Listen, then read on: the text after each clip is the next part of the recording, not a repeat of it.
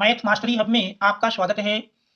बच्चों, आज हम यूपी बोर्ड एग्जाम 2024 में संपन्न हुए गणित विषय प्रश्न पत्र संकेतांक 822 HY के ऑब्जेक्टिव प्रश्नों को हल करेंगे। तो इसमें दिया हुआ आज का पहला प्रश्न है बहुपद 3x² + 5x + 2 के शून्यकों का योगफल होगा। तो बहुपद के शून्यकों के योगफल का सूत्र है -x का गुणांक अपान x² का गुणांक। तो -x का गुणांक देख रहे हैं 5 है और x² का गुणांक 3 है, तो -5/3। तो देखें तो ये हमारा ऑप्शन नंबर बी पर लिखा है। तो इस प्रकार से पहले प्रश्न का ऑप्शन बी सही है। इसके बाद दूसरा प्रश्न दिया है समीकरणों 2x + ay = 1 तथा 3x - 5y = 7 का कोई भी हल नहीं होगा यदि a का मान है। तो कोई हल ना होने का प्रतिबंध हम जानते हैं। यदि समीकरण युग्म का कोई हल नहीं है तो उसके लिए प्रतिबंध होता है a1/a2 = b1/b2 does not equal to c1/c2। a1/a2 देखें, a1 पहले समीकरण में x का गुणांक 2 है, दूसरे समीकरण में x का गुणांक 3 है। a1/a2 का मान 2/3 इक्वल टू b1/b2 पहले समीकरण में y का गुणांक a है और दूसरे समीकरण में y का गुणांक -5 है। इससे अगर हल कर लें -5, अगर हम पक्षांतर करके इस बाएं पक्ष में ले आएंगे तो 2/3 × -5 = a। तो देख रहे हैं इस प्रकार से a का मान -10/3 मिल जाता है। तो -10/3 हमारा ऑप्शन नंबर सी पर दिया है। प्रश्न नंबर 2 का ऑप्शन सी सही है। इसके बाद तीसरा प्रश्न है। तीसरे प्रश्न में दिया है समीकरण 2x² + 5x + 4 = 0 के मूलों की प्रकृति होगी। तो किसी भी द्विघात समीकरण के मूलों की प्रकृति जानने के लिए हम विविक्तिकर निकालेंगे। विविक्तिकर का मान यदि ज्ञात करें, विविक्तिकर b² - 4ac।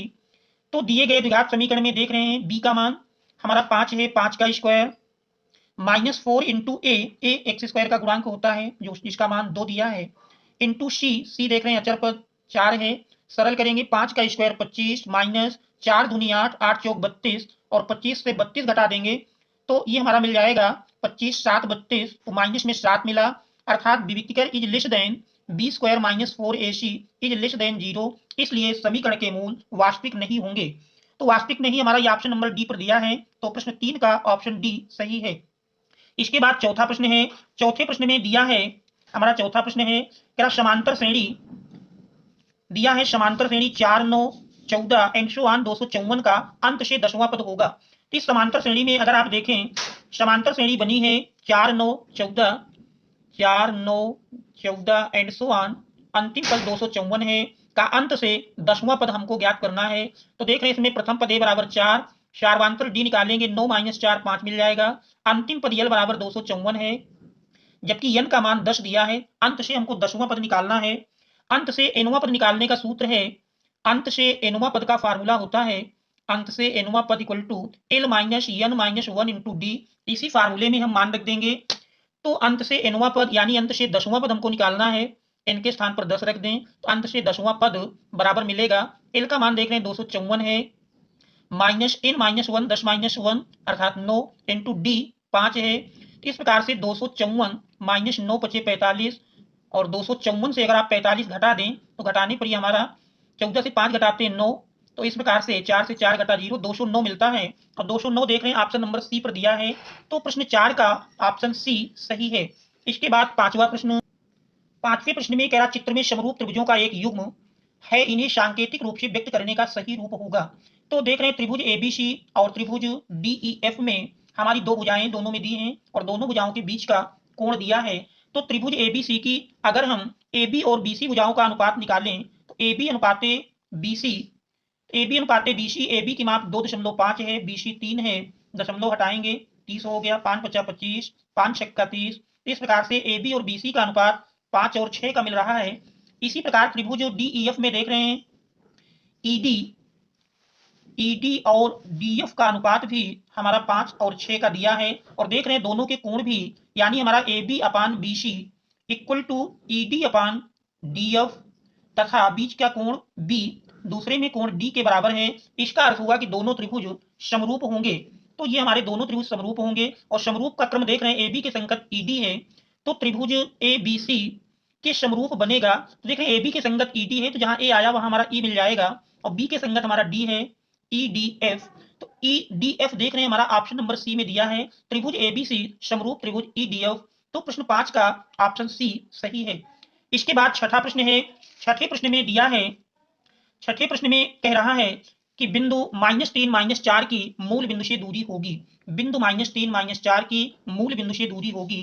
तो अगर इस बिंदु की हम मूल बिंदु से दूरी निकालें, बिंदु हमारा -3 -4 और मूल बिंदु जानते हैं 0 0, दोनों के बीच की दूरी अगर लिखें तो दो बिंदुओं के बीच की दूरी हम जानते हैं अंडर रूट x1 - x2 का whole square plus y1 - y2 का होल स्क्वायर। सरल कर लें, इसे मान रख देते हैं x1 -3 है और x2 देख रहे हैं 0 है, तो -3 - 0 का स्क्वायर प्लस -4 - 0 का स्क्वायर। तो -3 - 0 -3 का स्क्वायर किए 9 मिल जाएगा। इसी प्रकार -4 का स्क्वायर 16, 16 9 25, 25 का वर्गमूल लेंगे 5।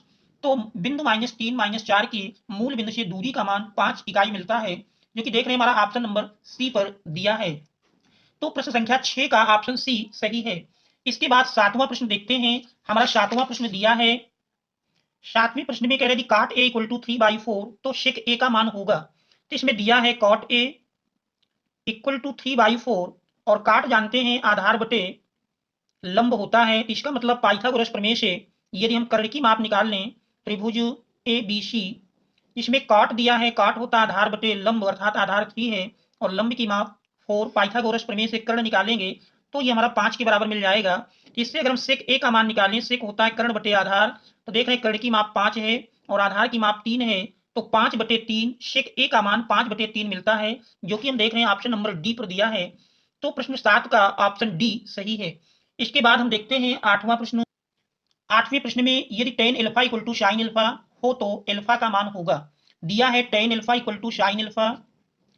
हम जानते हैं कि tan अल्फा होता है sin alpha upon cos alpha equal to sin alpha.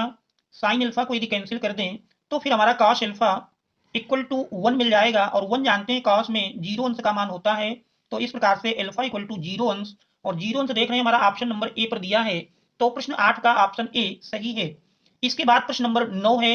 9 में कह रहा है एक छड़ की लंबाई का उसकी छाया से अनुपात 1/√3 है तो सूर्य का उन्नयन कोण होगा। तो यदि हम इसको एक छड़ की लंबाई मान लीजिए छड़ AB है और इसकी छाया BC बन रही है, तो प्रश्नानुसार सूर्य का उन्नयन कोण देखें, सूर्य का उन्नयन कोण मान लीजिए थीटा है। तो छड़ की लंबाई और उसकी छाया में जो अनुपात दिया है, लंबाई मान लीजिए h है और छाया x बन रही है, तो tan थीटा इस त्रिभुज में देखेंगे तो tan थीटा बराबर हमारा मिलेगा h/x और यही अनुपात हमारा दिया है 1 और √3 का। इस प्रकार से 1/√3 जानते हैं tan में 30 अंश का मान होता है, तो इस प्रकार से सूर्य का उन्नयन कोण 30 अंश होगा और ये हमारा ऑप्शन नंबर देख रहे हैं 30 अंश ऑप्शन नंबर ए पर दिया है। तो प्रश्न 9 का ऑप्शन ए सही है। इसके बाद 10वां प्रश्न है। 10वें प्रश्न में दिया है, 10वीं कह रहा है एक वृत्त के व्यास के सिरों पर खींची गई समांतर स्पर्श रेखाओं की संख्या होगी। आप जानते हैं एक वृत्त में कोई व्यास खींच दें और व्यास खींच देने के बाद वृत्त में जो समांतर रेखाओं की संख्या होगी, जैसे वृत्त है और इस पर ये हम व्यास खींचते हैं तो समांतर रेखाएं वृत्त के एक सिरे पर और दूसरे सिरे पर दूसरी, तो ये दोनों स्पर्श रेखाएं यानी दो समांतर स्पर्श रेखाएं बनेंगी। समांतर स्पर्श रेखाओं की संख्या 2 होगी, तो 2 देख रहे हैं हमारा ऑप्शन नंबर सी पर दिया है। तो प्रश्न 10 का ऑप्शन सी सही है। इसके बाद 11वां प्रश्न है। 11वें प्रश्न में दिया है 12 सेंटीमीटर त्रिज्या वाले एक वृत्त के 60 अंश के कोण वाले त्रिज्यखंड का क्षेत्रफल होगा। तो इसमें अगर देखें 12 सेंटीमीटर त्रिज्या वाले एक वृत्त, तो इसमें जो दिया है 12 सेंटीमीटर त्रिज्या का एक वृत्त दिया है और 60 अंश का कोण बन रहा है, जिसे ये हम दिखाते हैं एक वृत्त है और इसकी त्रिज्या 12 सेंटीमीटर है। ये एक त्रिज्यखंड हो गया AOB, कोण हमारा 60 अंश का दिया है, त्रिज्या इसकी 12 सेंटीमीटर है। हम जानते हैं त्रिज्यखंड का क्षेत्रफल बराबर होता है πr² थीटा बटे 360। इसकी भी मान रख देंगे पाई, त्रिज्या r देख रहे हैं 12 है तो 12 × 12, थीटा 60 अंश दिया है बटे 360। सरल कर लेंगे 6 × 36, 6 दूनाई 12, 12 दूनाई 24, तो 24 पाई सेंटीमीटर स्क्वायर। तो 24 पाई सेंटीमीटर स्क्वायर देख रहे हैं ऑप्शन सी पर दिया है। तो प्रश्न 11 का ऑप्शन सी सही है। इसके बाद हम देखते हैं अगला प्रश्न। प्रश्न नंबर 12 में दिया है, कह रहे गोले का व्यास d है तो उसका आयतन होगा। तो व्यास d है तो त्रिज्या व्यास की आधी होगी, त्रिज्या r = मिल जाएगी d/2, r = d/2 और गोले के आयतन का सूत्र होता है, गोले का आयतन 4/3 πr3। इसी में यदि हम मान रख दें 4/3 पाई × r के स्थान पर d/2, क्यूब करेंगे तो डी क्यूब अपान 2 का क्यूब 8 होगा, 4 दुनाई 8 तो 3 दुनाई 6, पाई डी क्यूब बाई 6। तो देख रहे हैं पाई डी क्यूब बाई 6 ये हमारा ऑप्शन नंबर डी पर दिया है, तो प्रश्न का ऑप्शन डी सही है। इसके बाद 13वां प्रश्न है, आर त्रिज्या के एक ठोस अर्धगोले का कुल पृष्ठीय क्षेत्रफल होगा।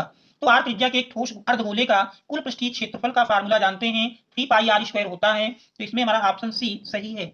इसके बाद 14वां प्रश्न है, 14वें प्रश्न में दिया है निम्नलिखित बारंबारता सारणी का माध्यिका वर्ग होगा। तो माध्यिका वर्ग निर्धारित करने के लिए इसमें हम बारंबारताओं का योग अगर निकालें, बारंबारताओं का योग करेंगे 4 + 6 10, 10 5 15 और 15 8 23, 23 2 25, यानी n बराबर 25 मिलता है। और इससे हम n/2 निकाल लें तो 25/2 अर्थात 12.5। 12.5 देखेंगे कि किस संचयी बारंबारता के अंतर्गत आता है। तो इसमें अगर हम संचयी बारंबारता बनाएं तो पहले वर्ग अंतराल की बारंबारता संचयी बारंबारता दोनों समान होंगी, अर्थात 4 मिलेगी, फिर दूसरे में 4 + 6 10 और तीसरे में 10 5 15, तो 15 के अंतर्गत हमारा 12.5 मिलेगा। तो इसका मतलब माध्यिका वर्ग 10 से 15 होगा, जो कि हमारे ऑप्शन नंबर सी पर दिया है, तो प्रश्न का ऑप्शन सी सही है। इसके बाद 15वां प्रश्न है, 15वें प्रश्न में किसी बारंबारता सारणी के माध्य तथा माध्यिका क्रमशः 27 और 29 हैं, तो इसका बहुलक होगा। तो माध्य माध्यिका और बहुलक में संबंध हम जानते हैं, बहुलक बराबर होता है 3 गुणे माध्यिका माइनस 2 गुणे माध्य, 3 गुणे माध्यिका माइनस 2 गुणे माध्य। इसी में हमको मान रख देना है, तो 3 गुणे माध्यिका, माध्यिका का मान देख रहे हैं 29 दिया है, तो 3 गुणे 29 माइनस 2 गुणे माध्य 27 है। सरल कर लिए, 3 9 27, 3 दुनाई 6 2 8, 87 माइनस 27 दुनाई 54, घटा देंगे, 7 से 4 घटाएं 3, 8 से 5 घटाएं 3, 33 प्राप्त होता है। तो 33 देख रहे हैं हमारा ऑप्शन नंबर सी पर दिया है, तो प्रश्न संख्या 15 का ऑप्शन सी सही है। इसके बाद 16वां प्रश्न है, 16वें प्रश्न में क्या निम्नलिखित सारणी का माध्य होगा। तो इस सारणी से हमको माध्य निकालना है, तो देख रहे हैं वर्ग अंतराल और बारंबारता दिए हैं, इससे अगर हमको माध्य निकालना है तो हमको वर्ग अंतराल का पहले मध्यमान निकाल लेना है। तो वर्ग अंतराल से अगर हम मध्यमान निकालें तो देख रहे हैं वर्ग अंतराल दिए हैं 0 से 10, 10 से 20, 20 से 30 और 30 से 40, इनका मध्यमान निकालेंगे तो देख रहे हैं 10 माइनस 0 10 का आधा 5, निम्न सीमा में 5 जोड़ देंगे तो 5 10 5 15, 20 5 25, 30 5 35, ये मध्यमान मिल जाते हैं। और इनकी बारंबारताएं देख रहे हैं क्रमशः दी हैं, पहले वर्ग अंतराल की 2 है, दूसरे में 1, तीसरे में 4 और चौथे की 3। तो मध्यमान का प्रतीक यक्ष, बारंबारता f, f इंटू यक्ष का एक कालम और बनाएंगे, 5 दुनाई 10, 15 1 का गुणनफल 15 मिला, 25 चौको 100 और 35 3 का गुणा किए, 3 5 15, 3 त्रिक 9, 9 1 10। अब हम बारंबारताओं का योग सिग्मा f, बारंबारताओं को जोड़ेंगे 2 1 3, 3 4 7, 3 10। अब सिग्मा fx निकालेंगे, सिग्मा fx का मान देखिए अगर देखें तो ये हमारा 5 5 10, 2 1 3 और 1 1 2, 230 मिलता है। और समांतर माध्य जानते हैं x bar equal to sigma fx upon sigma f, तो 230/10 कर देंगे 23 मिल जाएगा।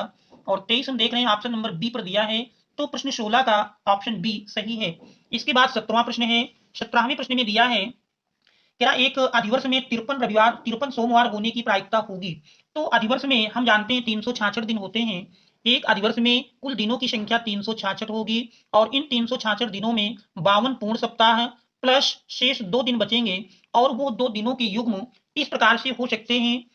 वो 2 दिनों में पहला युग्म हमारा रविवार सोमवार, दूसरा युग्म सोम मंगल में से हो सकता है, इसी प्रकार से मंगल और बुधवार और चौथा बुधवार या गुरुवार, पांचवा गुरुवार या शुक्रवार, इसी प्रकार से छठा पांचवा हमारा गुरुवार या शुक्रवार और छठा बनेगा शुक्रवार या शनिवार और शनिवार या रविवार। इस प्रकार से देख रहे हैं कि कुल 7 युग्म बनते हैं और इन 7 युग्मों में सोमवार देखें तो सोमवार हमारा इसमें 2 स्थानों पर मिल रहा है, तो अनुकूल ढंग 2 होंगे, जबकि कुल ढंग 7 हैं, तो अभीष्ट प्रायिकता बन जाएगी 2/7, जो कि हमारा ऑप्शन नंबर सी पर दिया है, तो प्रश्न संख्या 17 का ऑप्शन सी सही है। इसके बाद देखते हैं 18वें प्रश्न में कह रहा 2 मित्रों का जन्म 2020 में हुआ था, प्रायिकता ज्ञात कीजिए कि दोनों का जन्मदिन एक ही हो। देखिए 2 मित्रों का जन्म 2020 में हुआ था, 2020 अगर देखें तो 4 से विभाज्य है, इसलिए 2020 में कुल दिनों की संख्या 366 हो जाएगी। आप प्रायिकता इस बात की निकालना है कि दोनों का जन्मदिन एक ही हो, तो इसका मतलब जो भी दिन होगा वो हमारा एक मिल जाएगा और कुल 366 दिन है, तो अभीष्ट प्रायिकता का जो मान मिलेगा वो अनुकूल ढंग बटे कुल ढंग अर्थात 1/366, तो इसमें हमारा ऑप्शन नंबर बी सही है। इसके बाद 19वां प्रश्न है, 2 बिंदुओं के बीच की दूरी होगी, तो अगर हम 2 बिंदुओं के बीच की दूरी निकालें अंडर रूट x1 - x2 का होल स्क्वायर तो x1 देख रहे हैं 2 है और x2 का मान 4 है, तो 2 माइनस 4 का whole square plus y1 minus y2 यानी 3 माइनस 1 का होल स्क्वायर, 2 माइनस 4 माइनस 2 का स्क्वायर 4 प्लस 3 माइनस 1 2 का स्क्वायर 4, 4 4 8, 8 का वर्गमूल लेंगे तो 2√2, तो 2√2 हम देख रहे हैं ऑप्शन नंबर सी पर दिया है, तो प्रश्न 19 का ऑप्शन सी सही है। इसके बाद 20वां प्रश्न है। 20वें में कह रहा निम्नलिखित में से अपरिमेय संख्या होगी। √25 देख रहे हैं वर्गमूल पूरा पूरा 5 आ रहा है, परिमेय है। √81 इक्वल टू 9 परिमेय है। 5/3 परिमेय है। तो इसमें देख रहे हैं ऑप्शन नंबर डी में परिमेय और अपरिमेय का योगफल सदैव जानते हैं परिमेय होता है, तो इसलिए प्रश्न संख्या 20 का ऑप्शन डी सही है। तो बच्चों यदि अभी तक आपने चैनल को सब्सक्राइब नहीं किया है, सब्सक्राइब कर लें एवं वीडियो को लाइक कर दें, और यदि किसी सुझाव है तो उसे कमेंट्स के माध्यम से अवश्य दें। Thanks all of you for watching.